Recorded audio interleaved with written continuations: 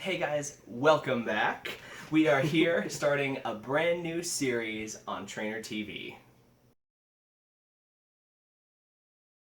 Alright guys, like Chris said, this is the start of a brand new series here on Trainer TV. It is kind of like the Saturday morning strategy we've been doing, and it could be included in that. We're just giving it a different title. So the title of all these series will be How to Build a Pokemon Deck. And then we'll have each subtitle, sub-subject within that to teach you guys from the berry. The berry. From the Gary. From the Gary to the berries. You too can go from berry to Gary. Yeah. Alright guys, what we want to accomplish with this new series is teaching you guys just the fundamentals and different strategies of how to build your decks with your play styles. And that's why we have both of us here, is because we have two different, very distinct play styles, and we hope this will spark ideas for your decks as well. Like you do in the Pokemon video games, at the very beginning you choose your starter. Now, we have decided to kind of follow suit and start off with starter decks. Right. Starter decks, very much like your starter Pokemon in the video game, is going to be the base for everything that you do. I started off with the starter deck when I started playing the game. Did you start off with the starter deck? Yeah, I started off with starter deck as well. Perfect. There is nothing wrong with starting off with a pre-constructed deck. I chose a starter deck for mine, and I started with a Froakie deck that goes all the way up through Greninja. Okay. Now, I chose this deck because my playstyle, I feel, pretty well suits the description on the back. So if you're going through and picking your own starter deck, always check out the back. It'll give you kind of a good idea of what it's about. But before I read this, I'll let you introduce yours. I chose the Sylveon starter deck for the same reasons. So Chris and I are going to read the backs of our starter decks here, so you can kind of get a first strategy, or a first, not strategy, but look onto our individual strategies and how we're going to progress. We are going to add card by card as we go through these different subjects on how to build a Pokemon deck, including trainer cards, supporter cards, other Pokemon to put in, Pokemon to take out. So if you guys join us every Saturday, we will be going through just exactly what you guys need to make your decks better. Alright trainers, so let's get into it, learning how to play, and this will bring you, at tournaments, from a weeping bell to a victory bell.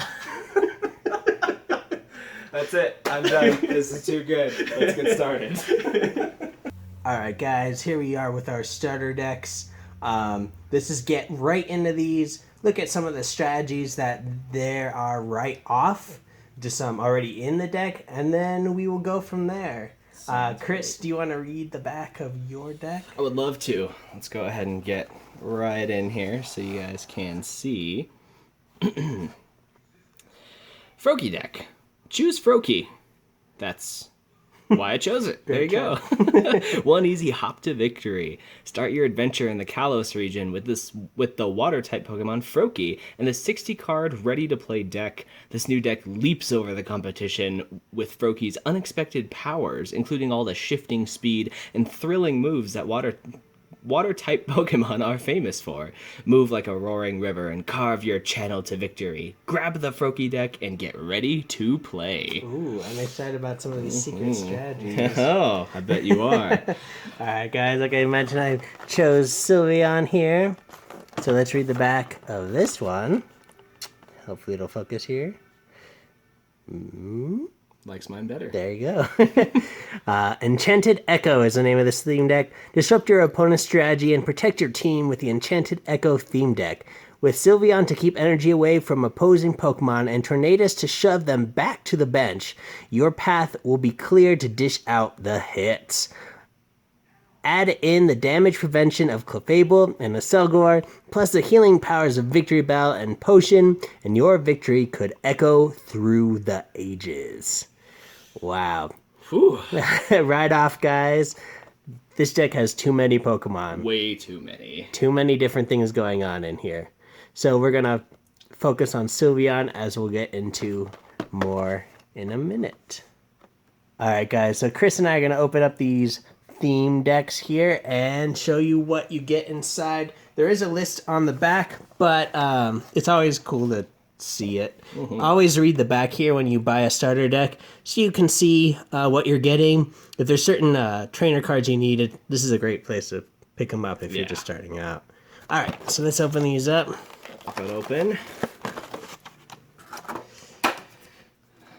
All right, right off the bat, we have it was kind of the main cards. Each one of these theme decks comes with a staple Pokemon that they always stick in the front, and sometimes they're hollow, like this Greninja here, and your Sylveon is too. You just can see it a little less. Yeah, it's a little more of that glass hollow there. That shattered hollow. Yeah. With these Pokemon that are usually in their front here, this is kind of the hint that they're giving you of how to build your strategy, saying, hey, these are the main Pokemon. This is what the deck is focused on, as well as this is what you want to build off of in the future. Right. All right, you guys. Each one of these comes with a special coin as well. Mine came with a Froakie coin, surprise for the Froakie deck. And I am so jealous of Aaron's coin. That is amazing. Look at this beautiful coin. Oh my Although it's not Sylveon. No, it's What's not up? Sylveon, but that? I want it. Alright guys, these also come with damage counters here in 10s, 50s, and 100s. Also comes with a burn and poison marker here. Most players, though, as you'll see when you start going to leagues, Pokemon leagues and Pokemon tournaments, most players now use dice to calculate damage, right, as it's just easier instead of putting like individual little counters on it. But these are still always useful, the burn and the poison damage counters for you. Now, another thing these starter decks come with it's so big, it's hard to show you, are these playmats. And these are awesome, especially for new players, just because it has, as you can see here, parts of a turn. So it'll give you like the order of how you're going to do your turn. Over here, it also gives you like what conditions do, like asleep, burn, confused, paralyzed. Also usually gives you a playmat to fit with the deck that you're playing. So obviously I'm going to face that Sylveon towards me. Do you have anything else to add to these playmats here? I'll try to move it back a little bit. Yeah, I think the only thing I would add is that protecting your cards is very important when it comes to playing Pokemon. When you're obviously going with a starter deck, you only have about $13 worth of cards to worry about getting ruined. But playmats are great ways to protect cards from anything sticky or wet that may be on the surface that you're playing. All right, you guys, without further ado, what you've really been waiting for is the decks themselves. These deck boxes are really cool. If you guys have playing cards or things like that, you'll easily recognize the shape and size. And while they're great for storage of your initial deck, as you move on, these things aren't going to hold sleeved cards when you get those little protector sleeves on them. But for now, hey, take advantage of it. Use it while you're starting out. It's a great compact way to carry around your cards. All right, so it starts off at the bottom with our energies.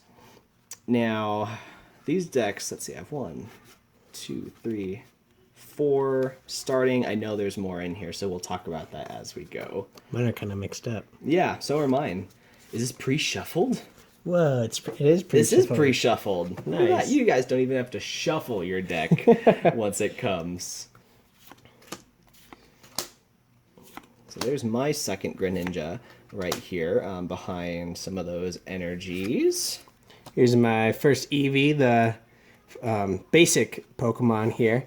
I always need those basics before you can play a stage 1 like Sylveon.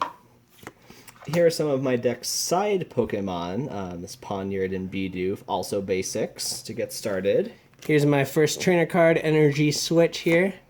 And more energy. I also have another B-Sharp. This is kind of going to be my deck's secondary attacker. If something were to happen to Greninja, it seems to be themed around metal and water-type Pokemon. We got some evolution cards from Froakie to Frogadier to Greninja. On the back of mine, it mentioned using Tornadus to push your opponent's Pokemon back to the bench. And you can see that push down here as his first attack. So always look out for these strategies that it mentions on the back. Here's my first trainer, which is a Pokeball. Pokeball is you flip a coin, and if it lands on heads, you can search your deck for any Pokemon that you find there and put it right into your hand. So a little risky with the coin flip, but sometimes nothing's better for getting them out pretty fast. Here's another good card. In this deck, it's the roller skates. Flip a coin, if heads, draw 3 cards. Drawing cards is a huge thing, and we'll get into that later. Just the speed that you need to even compete nowadays. And keep that roller skates up for a minute, because I want to show you guys some of the differences of items or item cards and supporter cards. These cards have the same effect if you'll notice. Draw 3 cards. The difference is the item card you have to hit heads because you can only play 1 supporter per turn. However, you can burn through multiple of these and hope that you're picking up, 6, 9 cards, depending on how many heads you hit. So sometimes you have to think, do you want consistency or do you want to high risk, high reward? And if you notice, this item Crushing Hammer is I will flip a coin. If heads, discard an energy attached to one of your opponent's Pokemon. It goes along very nicely with my Greninja's Mat Block attack, which is flip a coin. If heads, discard an energy attached to your opponent's active Pokemon. Nice. So that is a huge part of this deck, is going to be this Crushing Hammer. And as you can see from Crushing Hammer, I don't have that in my deck, but if you look at Sylveon's first attack, move an energy attached to your opponent's active Pokemon to one of his or her bench Pokemon. Sylveon also, like his Greninja, uses or abuses energy. So later on, I might add a Crushing Hammer into my deck. There you go. Here's my first supporter that I found. Draw cards until you have the same number of cards in your hand as your opponent. That's called a Battle Reporter. It's all right. Not the best maybe in this format. See, more Crushing Hammer, if you see multiples of cards that all work towards your main goal are going to be key in any deck, so that's why they've included more than just 1 Crushing Hammer.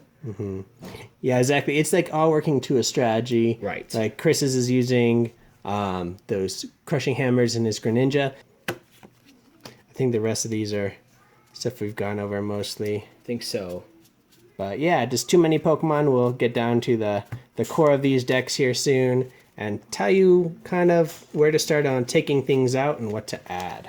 All right, guys, if you've enjoyed this or are looking forward to these future episodes, please hit that like button, as well as leave a comment below on maybe what starter deck you're going to be entering the series with. So as we go through this series, make sure that you guys subscribe to the channel so you're notified every time a new one goes up so you don't miss a step in building your starter to semi-competitive deck. We'll be here every week. We hope that you join us, and that's all we have for today. So remember, trainers, train on! I'm the best. I'm going to beat the crap out of that Froakie.